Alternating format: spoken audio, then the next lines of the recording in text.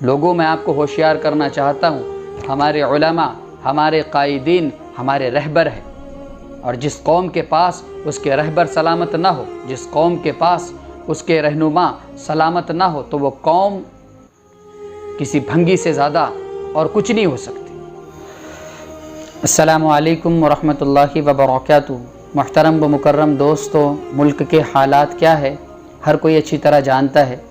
کس طرح سے حضرت اقدس مولانا کلیم صدیقی صاحب کو اریسٹ کر لیا جاتا ہے اور ان سے لگاتار پوچھ تاچھ کی جا رہی ہے اس تعلق سے کہ وہ جبراً لوگوں کو پکڑ کر ان کا دھرم پریورتن کرتے ہیں۔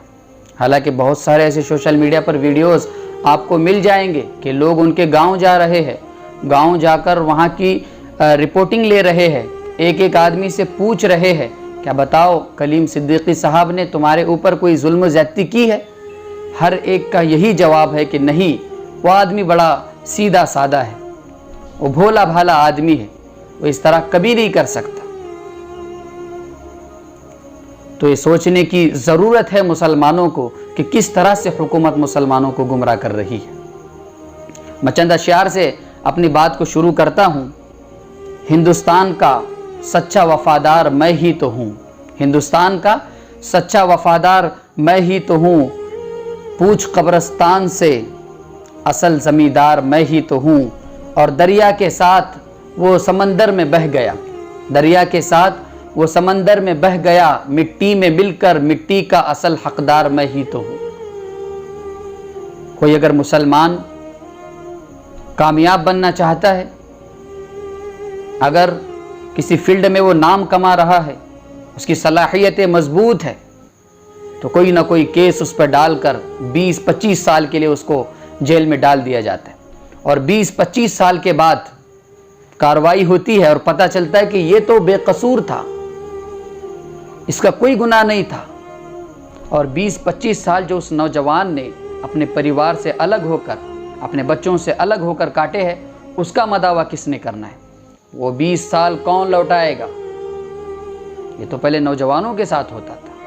نوجوان جیسے ہی فیلڈ میں آگے بڑھ رہے ہیں، کسی نہ کسی معاملات میں انہیں گرفتار کیا جاتا، جھوٹے کیسز ان پہ ڈال کر 20-25 سال کے لیے ان کو اندر کر دیا جاتا۔ اب یہ لوگ حضرت اقدس مولانا کلیم صدیقی صاحب کے دامن اقدس پر ہاتھ ڈال رہے ہیں۔ لوگوں میں آپ کو ہوشیار کرنا چاہتا ہوں، ہمارے علماء، ہمارے قائدین ہمارے رہبر ہیں، اور جس قوم کے پاس اس کے رہبر سلامت نہ ہو، جس قوم کے پاس اس کے رہنما سلامت نہ ہو، تو وہ قوم کسی بھنگی سے زیادہ اور کچھ نہیں ہو سکتی۔ تو ہمیں اپنے رہنما کے لیے، ہمیں اپنے قائد کے لیے آواز اٹھانی ہے، اور جہاں کہیں پرامن طریقے کے ساتھ پروٹیسٹ ہو رہے ہیں، ہمیں ان میں شرکت داری کرنی ہے، اپنے لوگوں کو لے کر پہنچنا ہے اور بتانا ہے کہ اگر آپ ظلم کرو گے تو ہم سنویدھان کے جو ہمیں سنویدھان نے رائٹس دیے ہیں اس کو لے کر آپ کے دروازے پر آئیں گے اور ہم اپنا حق لے کر رہیں گے۔ مسلمانوں کو یہ چاہیے کہ وہ بڑی تعداد میں نکلے اور حضرت اقدس کے لیے انصاف کی گہار لگائے، کیونکہ بغیر انصاف کے یہ معاملہ سلجھنے والا نہیں ہے، بغیر احتجاج کے، بغیر پروٹیسٹ کے یہ معاملہ سلجھنے والا نہیں ہے۔ آج انہوں نے حضرت کلیم صدیقی صاحب پر ہاتھ ڈالا ہے، کل وہ اور بڑے علماء پہ ہاتھ ڈال سکتے ہیں۔ مسلمانوں، یہ ایک چنگاری ہے، ہمیں دیکھنا چاہیے کہیں یہ آگ کی شکل تو نہیں لے رہی۔ آسام میں کیا ہو رہا ہے مسلمانوں کے ساتھ؟ ایک میڈیا کا آدمی جو کسی کی حمایت نہیں کرتا، وہ کسی کے بازو سے کھڑا نہیں ہوتا، وہ پبلک کا سرونٹ ہوتا ہے، وہ نوکر ہوتا ہے پبلک کا، وہ پبلک کی بات رکھتا ہے حکومت کے سامنے۔ اور ہم کیا دیکھ رہے ہیں؟ میڈیا کا آدمی ایک نوجوان شخص کو کود کر مار ڈالتا ہے۔